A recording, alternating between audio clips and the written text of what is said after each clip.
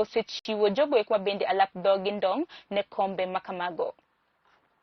It has already been provided, logistics have been provided, and I think the country, the returning officer is here, Joyce.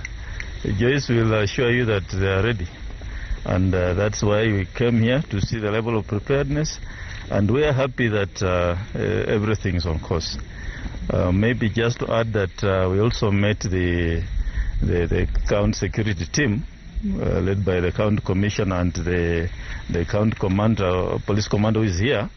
And they have assured us that their teams are ready to provide security on the polling day. Kodhi nyime kotende koda weche goeko mag yiero eni duol nero mar IBC bende gisanieri koro osewacho ni chieng' tarik 18 mar dwe mar abich mar higanieri ema bende koro ibitim e nuocho mar yiero e kaunti nero mar Garissa kaachiel koda kar od bura mar Juja.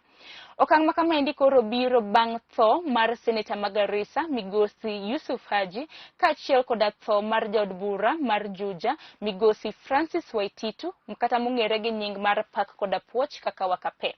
Yiero bende koro ibitim kendo e kar od bura mar Ruri Ward ka koro MCA mar Ruri Ward mantiere gwengego mar Nyandarua Migosi John Mburu Githinji bende nong'ielo orengo dwe mokalo.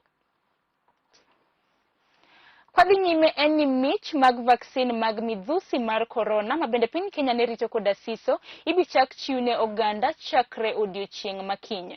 Vaccine nero mabende idendo kaka AstraZeneca mabende nokan e gwengego mag Kitengela e kaunti nero mag Nairobi bang' chopo mare e pacho kendi koro ibichak chiw kata pogi e gwenge ma pacho kendi.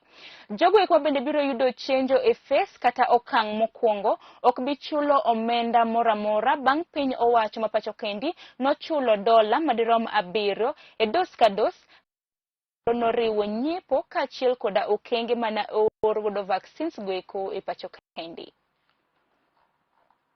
Siku ya leo zinapakuliwa na kuwekwa kwenye sehemu kidogo kidogo kugawanywa katika magala ya ambayo yako humu nchini.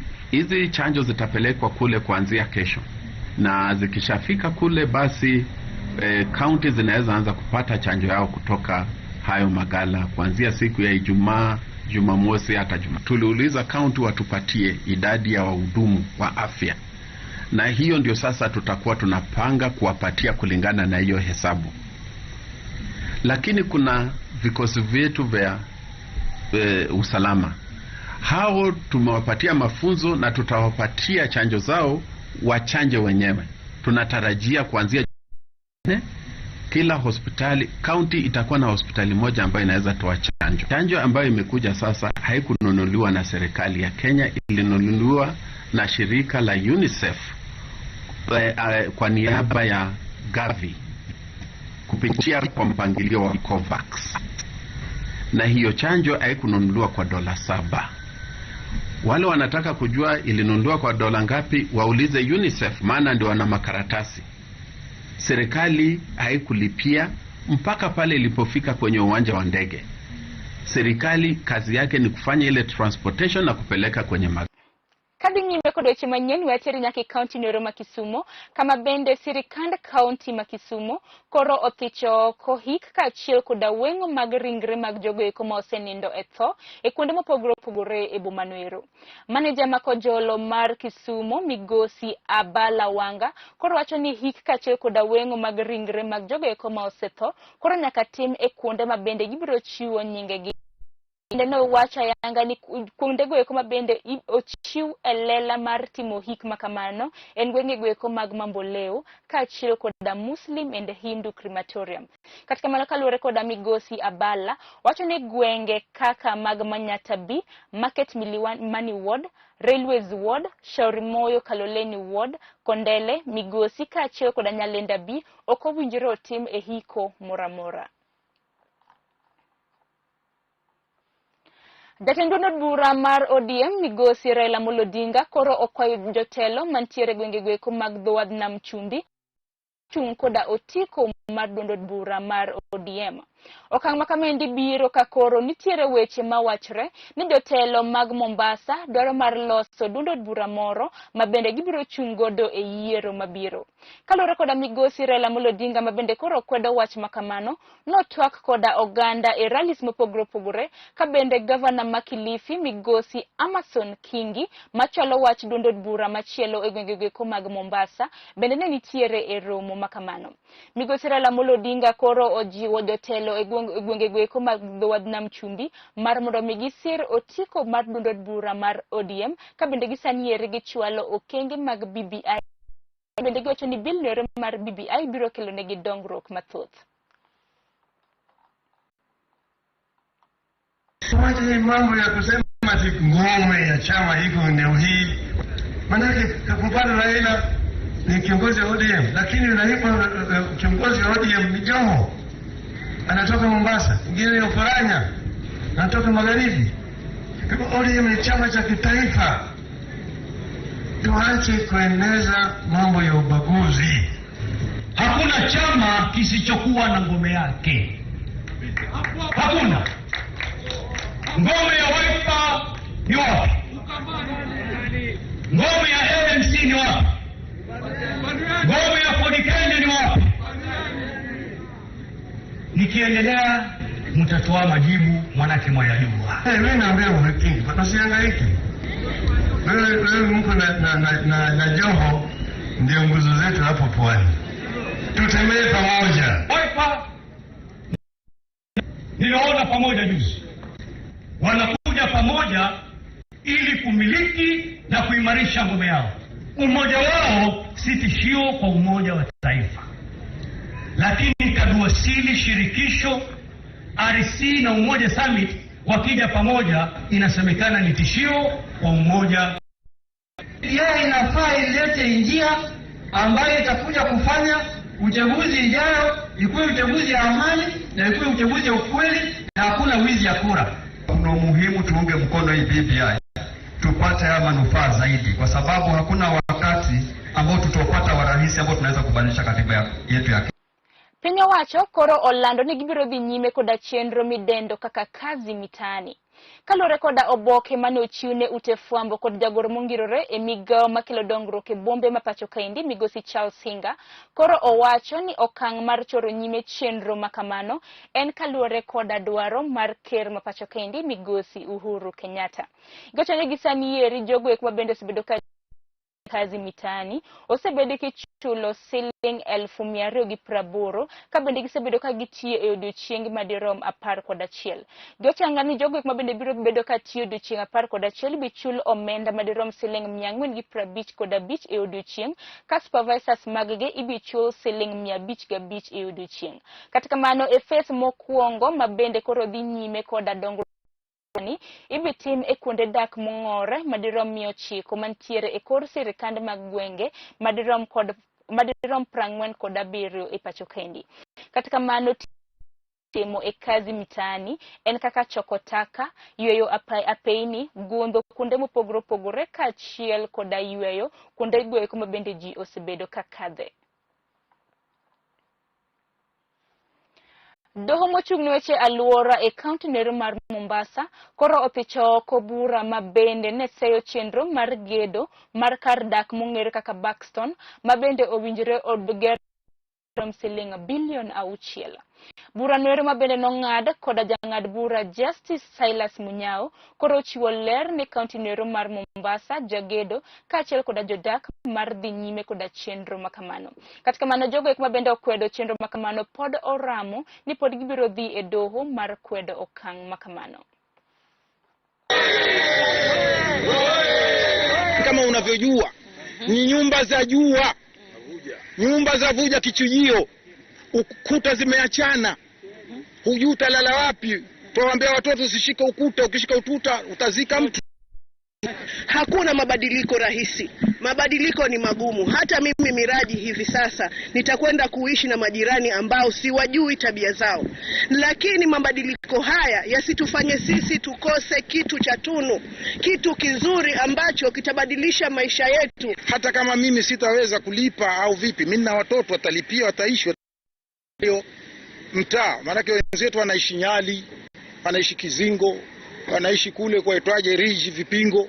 Sasa Ridge yetu imeletwa hapa Buxton na sisi tujivune. Maduka zaidi ya 100 ya hali ya kisasa.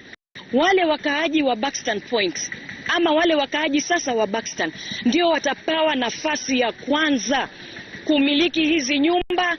Kama mtu anataka studio apartment, kama mtu anataka bedroom moja, bedroom mbili, yeye mwenyewe atachagua. Buxton Point is a holistic project. It is a game changer for the county of Mombasa. Buxton is the face of Mombasa County. When the whole of Buxton is redeveloped, imagine how Mombasa will look like. Wetiri nyake chegwe kuma timbre pinje maoko atiri nyake pinyi nwero mar Amerika. Jatend piny owacho mar piny Amerika migosi Joe Biden koro kwayo oganda modak Amerika ahinya jodak mag Texas mondo migikaw okang' mager mar landruok mar midhusi mar corona ka koro oseyogi ni gisebedo ka ok giluw chike mar rwako abuog rombe e yo makare.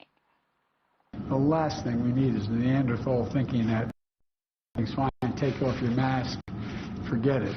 It still matters. Gisani ariwa kauyo matin katakmano kikimabor ka wanaduogo okang' mar ariyo adhi keloni weche go eko mag wala. Medikete e TV mar LTN.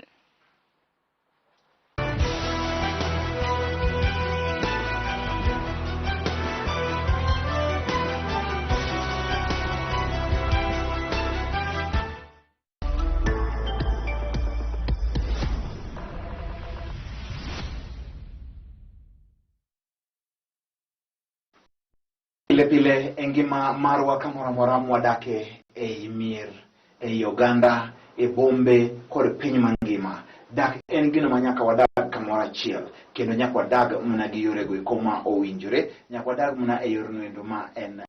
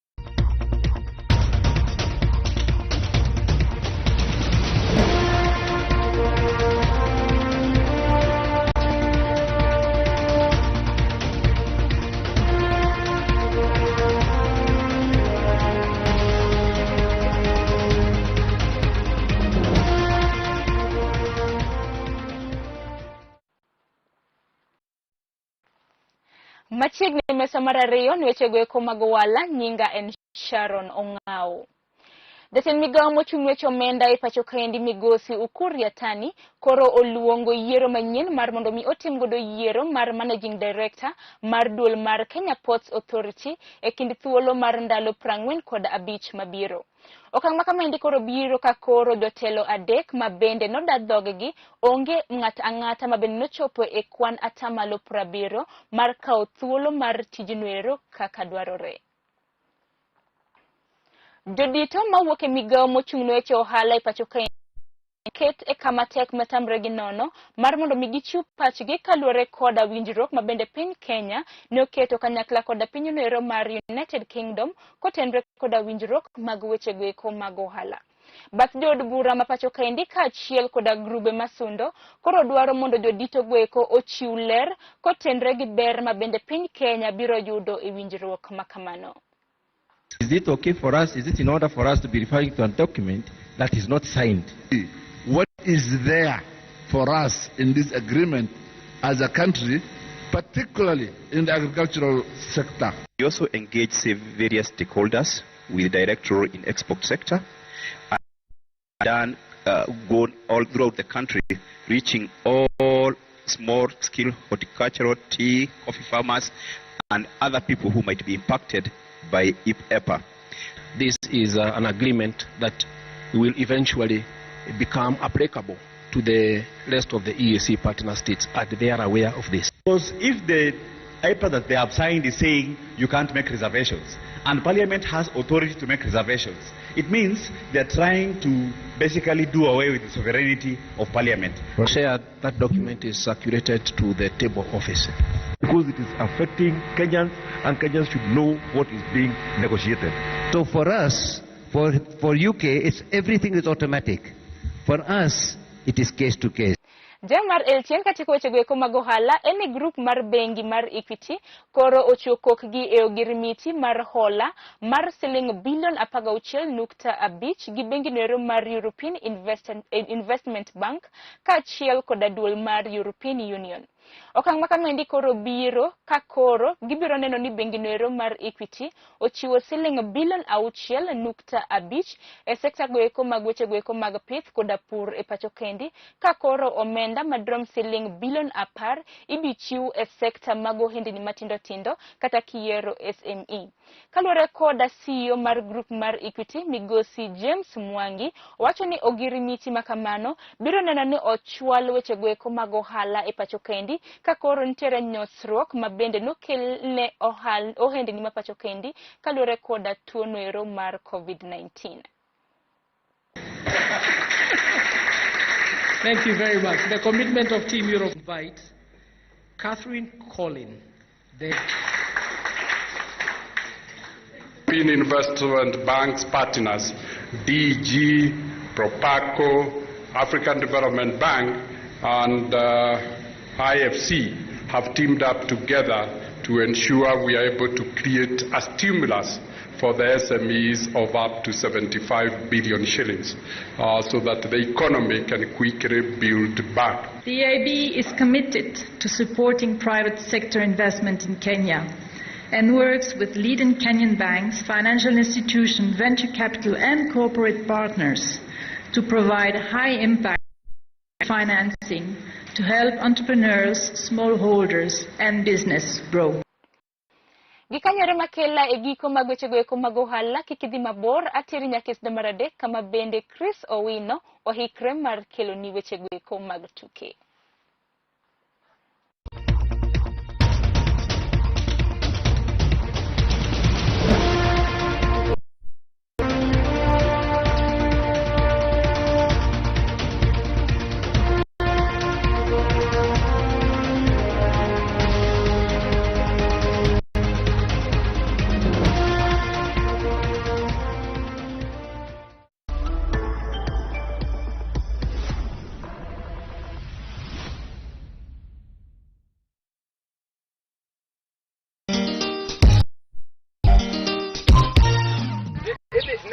Mondi yawa ne aruda abi tisene no kabigo seke kae no kabigo ndio ko kati nyini saa bura nyalo donjo dalaka kura de yalo ke mesa kamesa ni nono kara kadio de le maka adi ako mati mare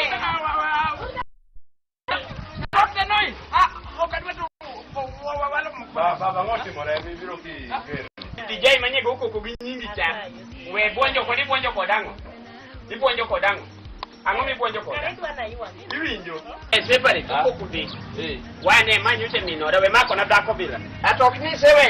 We ane matini. We yo nen mari. Nyaero. Duok mirima pinyo mejo. Ai. Ne yuari ki koni dako mo se kwano chuo. Yuari ka. Ko kwano jeni kwano ko. Iwinjo. We kwaka hawa lungi ni kwake. Era matima kama. Era matima kama. Era matima kama. Era matima kama. Kawono kaya matima kama.